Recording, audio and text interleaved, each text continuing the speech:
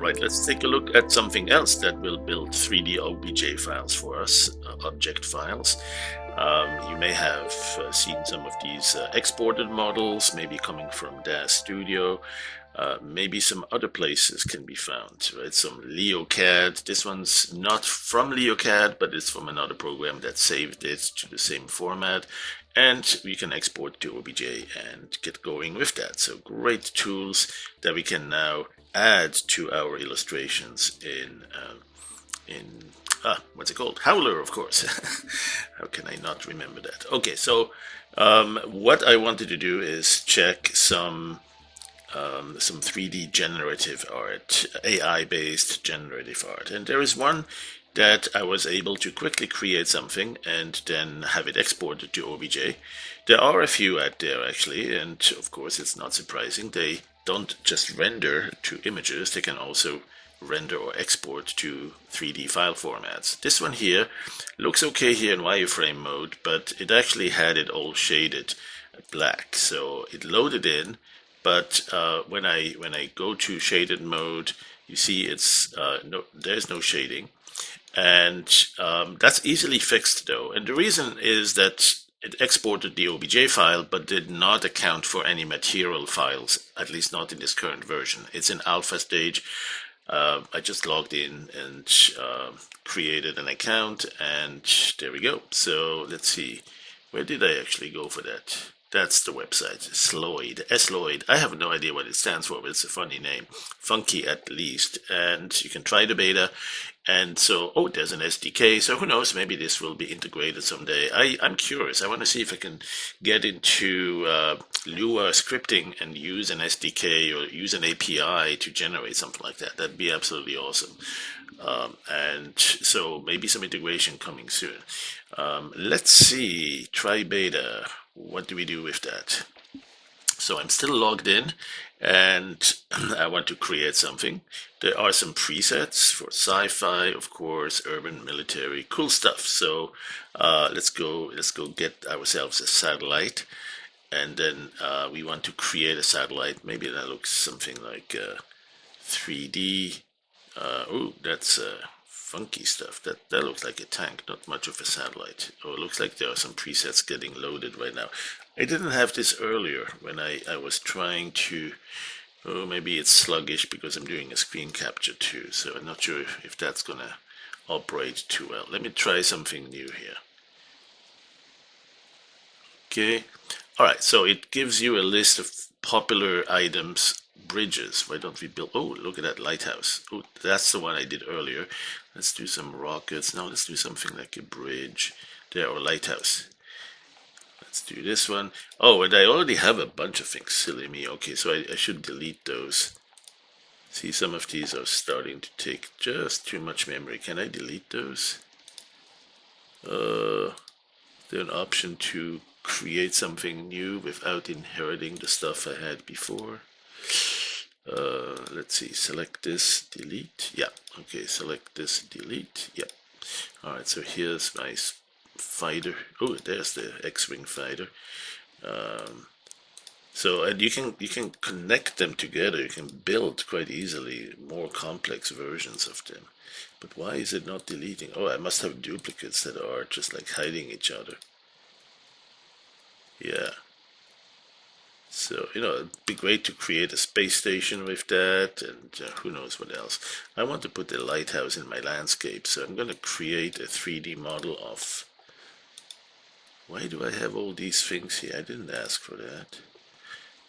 Yeah, maybe, oh, maybe it's like, I know what it is. It's just, I guess it gives you the whole collection of some prefabs, and then you can start modifying with them and combining them.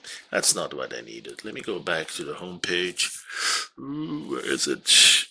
General, my projects, exit,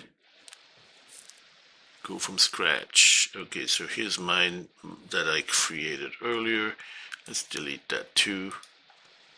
Let's go from scratch and see if there's something interesting there. See, I think for game developers this is pretty neat. If you don't have the skill yet, but you have a great idea for a game, you could possibly use that. let's see. Let me just create something. Add an object. And get the, a watchtower. That'll be cool. Alright, so here's a watchtower. And there are, of course, other types of watchtowers. You can have them with less detail or more detail. You can have different angles. Oh, look at that. See? Nice. And I don't know how much time it would take me to create something like this. So there's planks. Oh yes, that's good. And then you have some extra options, and that's where it's that's too cool. You have a lot of features here, and dimensions expanded. So okay, well, whatever that is, let's say that's our OBJ file. Let's export that. We need to make sure we select it, right? If you click in here, it deselects it. If you click on an object, it selects it. There's lots of other things here. You can go into rotation mode. You can go right button. Nope, maybe this one here, pan mode. I know there's a couple of, there's like camera, looking around, focus on the selected. Nice. I thought there was a rotate mode also. Maybe that's, well, whatever. We know it's 3D. Let's go. No, we don't need to add an object. We need to save this and then export it. Select it first and then export it. And there it is. So it's exported. And let's go and find it. There's the watchtower. You see Windows already is kind of happy with it in terms of 3D object. OBJ file, it does have what it seems to need. Let's go and see if we can load that into Howler as is. So I'm going to go here, watchtower. Yeah, look at that. Okay, and as expected though, it is lacking the shading. We do have the geometry there, but the shading is not quite there yet. So we, in the current version of Howler's, the parser, we don't give it a default shading. We expect you to have the MTL file. So let's go add that MTL file, MTL material file. That would be in the downloads folder. And so right now I have just the watchtower and nothing else. So what I'm going to do is edit that in Notepad, or Notepad++ recommended here. And you see there is just nothing, no material library identified. And if you do a Control F to find if it's somewhere else, it might be, let's see, MTL lib material library. Yep, doesn't have that. So and also I don't think it's using if you do use MTL, use material. Nope. Okay, so we can easily fix this. We should simply go here at the top and say, yes, we have a material file. Even though it didn't come with it, we can say something like MTL library, MTL lib is, now I have a default file, default.mtl. And I'll show you in a second what's in there, but essentially you need to have a material file that we can reference from this OBJ file. The object shows the geometry, but doesn't show the details of the colors and texture maps and other things, bump map, transparency, yada yada. That's in the material file.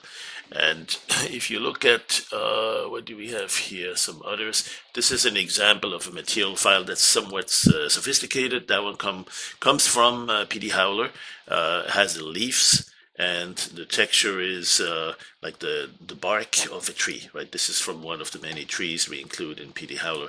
So you have some bump maps, some diffuse color maps, and then various attributes. And then here we have a leaf, including a clip mask so that it's transparent around the leaf. And we have some colors in here. Not sure if we use this one, but this certainly works for us anyway. And so what we need is a default file that's going to be similar. And we have one, in fact, we define a material called default. Now we can have additionals. This one was from another import where we have a bunch of materials. And initially, I don't care to really define them as different. But what you want is something like this here. And so I have a material file that does that. So all I do here is I decide to use that material file, or rather to import it. And then I need to find where we actually are going to need it. Because that alone just defines the material. It doesn't say, let's go use it. right? In fact, I can save it here, and it's already saved. Control S to save it. And if I go back to Howler, where is my Howler? There you go, and reload it, the Watchtower. Oh no, look at that, it actually got something already. So oh wait, yep, that's the Watchtower. So what did we do? Maybe just defining the material gave it something to work with by default, but it's not the colors I see. Yep, no, it is getting something there. So it's already a starting point. It might get better if we say use material. Let's see, Control F, and we say look for use MTL. Yeah, that's not there. So where would we tell it what material to use, right? And also, if we say, well, what's in that current material file in the first place? So under the downloads, I have a material file here somewhere. Let me sort it by date. Modify. Come on, you can do it. I put that in here fairly recently. It should be easy to find. Or maybe I just sort it by name, and that's not helpful. Why is it just always forcing it to? That's one thing I don't like about Windows 11. They did not make it easier to work with. Am I going blind? Default, there it is, default.mtl. So if I open that, you can see I have a new material being defined. I call it default. You can call it something else. And then there's some very basic parameters. Is it greenish in color? The diffuse is more like cyan. Has more blue than anything. A little bit of green, quite a bit actually, and a little bit of red. So it shouldn't be greenish. I think it has some default built in the moment we give a material, that we point to a material, but we don't actually have one to show for. So if we want to use that particular material, we just need to say so. We need to say use MTL. And the name of it is default, right? So we need to find the vertices. What you see is vertex textures, VT, and the last one is right here, and then here we have the first facets. We are in luck. These are all triangles, and the triangles have a position, a vertex texture address, and a vertex normal. So we have XYZ, we have this one is UV, and this one is IJK. That's the designation of the vertex normal.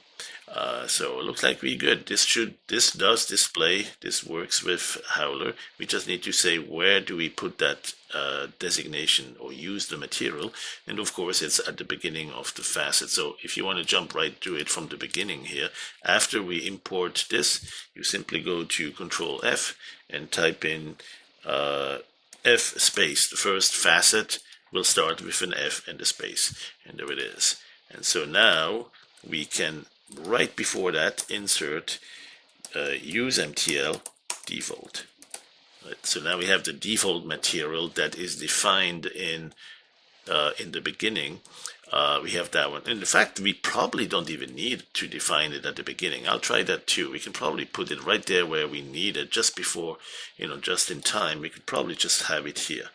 And at that point, it's the last opportunity to define the materials. Then we actually get to use it starting from this point. So that's another thing we can try. Let's save this first, and let's go to Howler and load the Watchtower again. And it's still the same color. So it looks like it actually did something that's similar. Maybe it's a combination of those two. Why is it? Let me go to a different OBJ file. Here's that wagon again. And then go back to this one. Yeah, no, it does have some green. Maybe it's the combination of this. Let's see if I put this one to white. Ah, yeah, now, of course, that's what it was. It's loading. It's, if you give it a yellow color or a green color and the material is not green, it will show a different appearance. But if you give it white light, then it has a chance of showing its true color, which is, as I indicated, sort of a cyan, like a teal-ish color. Here I have white from both sides. Both light sources are white. So now you see really what color it is. You can also add some ambient light here. and that makes it brighter. And of course, there's another way to make it brighter. If you have no ambient light, you can simply increase this. This is a global increase of anything, including the two light sources. I don't think the ambient light changes with that, but the intensity of the two light sources here is definitely affected by this global um, slider. So let's see. Here we have the zoom. So that was fairly easy. All we need to do is define the material, and somehow it picks the first one. I don't know if it's because I called it default. We can experiment with that. But if you at least load or designate a material file that contains one definition of a material, it's quite likely it will show better than just this black thing. Let's see, where's the spaceship initially? We had this one here. Let's try to fix it for this guy too. So we have, I think I have it here somewhere already loaded. And if not, we'll just have to go to it. Let's go open. There it is.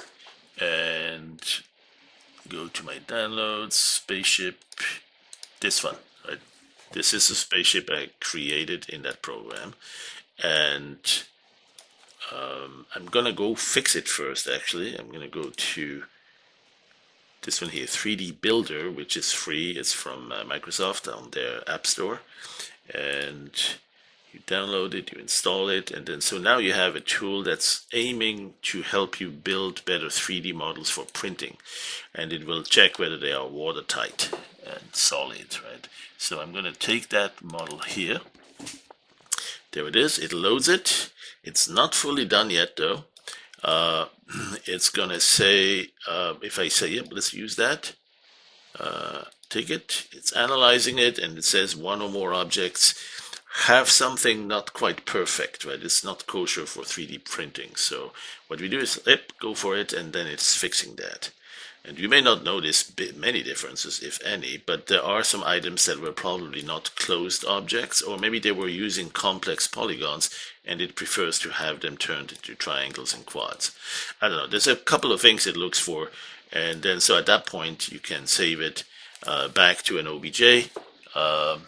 You can send it to the 3D printer, right? That's really the next thing you want to do with that. But usually here you can say save the OBJ file back there. Some information might be lost, yada yada yada. We don't want it as a 3D MF. We want it as an OBJ, and I think that will be there. So let's see, save as, not as the OBJ. Why does it say MTL? That's odd. Let's see, what's it doing there? Oh, I guess it's the material part of it. Okay, so spaceship, I had it called, what did I call it? Default. Now it wants to save it according to the name of the object itself. So I'm going to go like this. And spaceship downloads. That's a different one. Silly me. Yeah, spaceship, this one. So it's like this way. We'll call it like this. Spaceship MTL. There you go. Okay, so now it has saved the OBJ file with a material file that goes with it. This one here, right? So this one here should now in this preview in Windows, it doesn't seem to find it. Let's see what we have in the material file here. If we open that one, open with Notepad++. Where is it? Open. Oh, there you go. Okay, yeah. So now it actually made the switch. The 3D printer adds its comment here, and the material library it references now is the one that I saved as spaceships.mtl. Oh, and it calls an object here. Apparently not really needed by our parser, but it was certainly, I think it would be useful. It would be good to have that. And then there is the list of triangles, and somewhere here we have, there you go, used. So it's not material called default. It's now, this one is called default_0. It's just a slightly different name that it gave it, but that's it. And at the very end, that's it. So we do have a model here that should equally load quite nicely in here. So let's go and spaceship.obj, double click it. Yep, and there it is. Now we have the shading with it too. Shaded, there you go. So it, it seems to be close to perfect. It works. It's possible to fix it or to work with it. And I would think pretty soon you'll see a lot more capability with this, but it's already nice that you can get to this. And if you don't want it that bright, give it a reddish light for one side and give it a bluish light perhaps for the other side, and then fiddle with the parameters here so you can change which way the light is hitting it, something like that. And of course all sorts of rotational. Let's reset the viewing parameters here. There you go. So yeah, I think this is a good start. I'm going to explore that some more, see if maybe there's even a way with an API to integrate or something like that. That'd be awesome. All right, well, thanks for watching, and stay tuned. There will be much more.